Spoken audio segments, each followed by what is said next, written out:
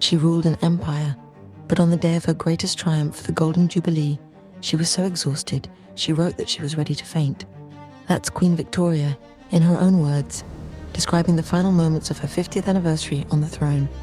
She saw Indian officers, 12 children and grandchildren on horseback, sat alone in the sacred coronation chair, then had to be rolled back to her room in a chair. This is the 48-hour endurance test that was the Golden Jubilee, revealing how the most powerful woman in the world nearly collapsed under the weight of her own celebration.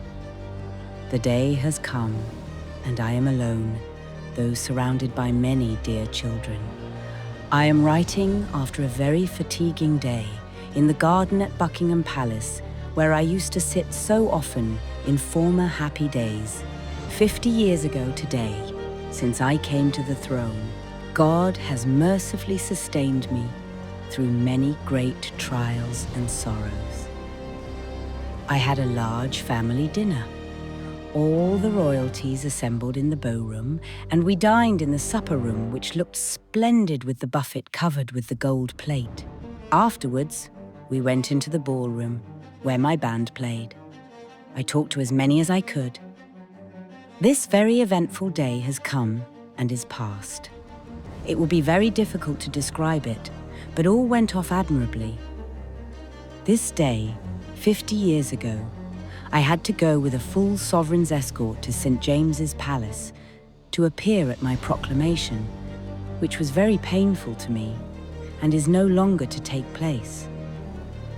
The morning was beautiful and bright with a fresh air. Troops began passing early with bands playing, and one heard constant cheering. The scene outside was most animated and reminded me of the opening of the Great Exhibition, which also took place on a very fine day, received many beautiful nosegays and presents. Then dressed, wearing a dress and bonnet, trimmed with white point d'Alençon, diamond ornaments in my bonnet, and pearls around my neck, with all my orders. At 11:30, we left the palace. I driving in a handsomely gilt landau drawn by 6 of the creams, with dear Vicky, her eldest daughter, and Alex, her daughter-in-law, the Princess of Wales, who sat on the back seat. Just in front of my carriage rode the 12 Indian officers, and in front of them my 3 sons, 5 sons-in-law, 9 grandsons and grandsons-in-law. Then came the carriages containing my 3 other daughters. All the other royalties went in a separate procession. George Cambridge rode the whole way next to my carriage, and the master of the horse, equerries, etc., behind it, with of course a sovereign's escort. It was a really magnificent sight. At the door of Westminster Abbey, I was received by the clergy, with the Archbishop of Canterbury and Dean at their head, in the copes of rich velvet and gold, which had been worn at the coronation.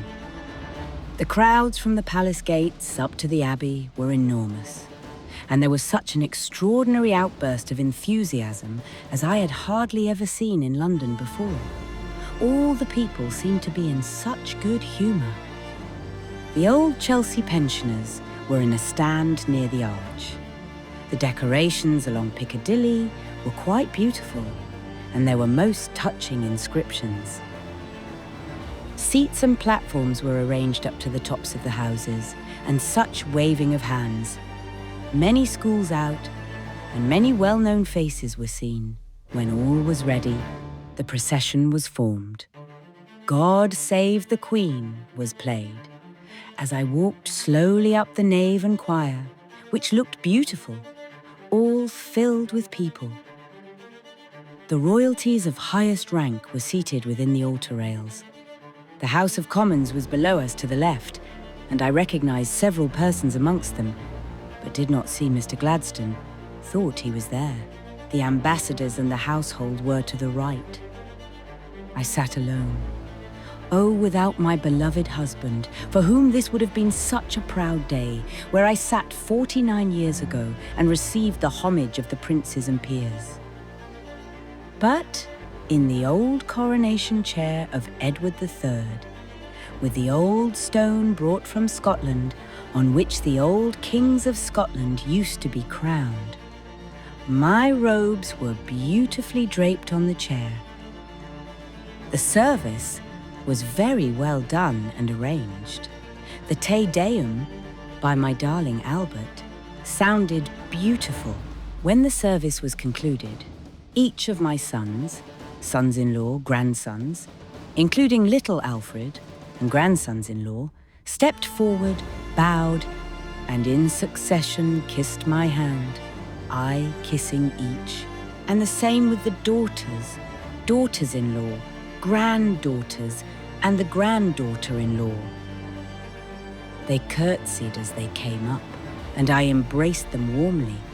It was a very moving moment, and tears were in some of their eyes.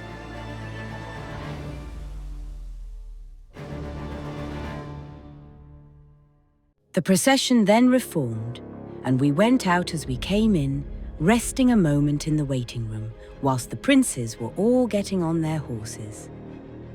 The whole ceremony, particularly the outside procession and progress, took 20 minutes longer than was expected. There were many stoppages, which is almost unavoidable in long processions. The heat of the sun was very great, but there was a good deal of wind, which was a great relief.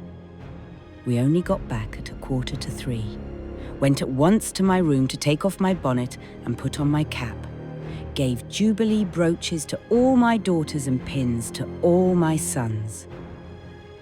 Only at 4 did we sit down to luncheon, to which all came. The King of Saxony led me in, and the King of Denmark with Marie of Belgium sat on my other side. After luncheon, I stood on the small balcony of the Blue Room, which looks out on the garden, and saw the blue jackets march past. After this, we went into the small ballroom, where the present given me by all my children was placed. It is a very handsome piece of plate. The Queen of Hawaii gave me a present of very rare feathers, but very strangely arranged as a wreath about my monogram, also in feathers on a black ground, framed. I felt quite exhausted by this time and ready to faint, so I got into my rolling chair and was rolled back to my room.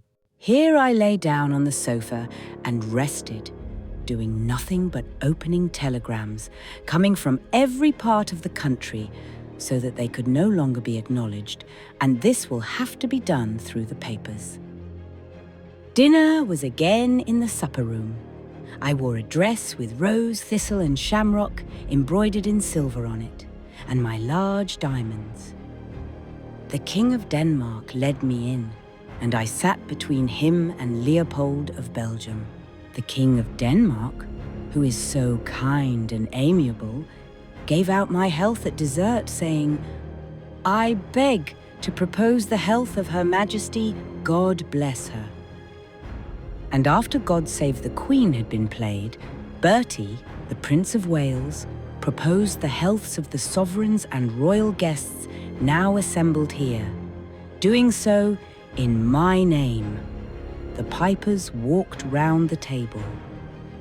We went into the ballroom, where I spoke to the Indian princes and received all the corps diplomatique, foreign envoys and suites, the latter being each presented by their princes. I was half dead with fatigue, and after sitting down a moment with Marie of Belgium, slipped away and was rolled back to my room and to the Chinese room to try and see something of the very general illuminations, but could not see much. The noise of the crowd, which began yesterday, went on till late. Felt truly grateful that all had passed off so admirably, and this never-to-be-forgotten day will always leave the most gratifying and heart-stirring memories behind.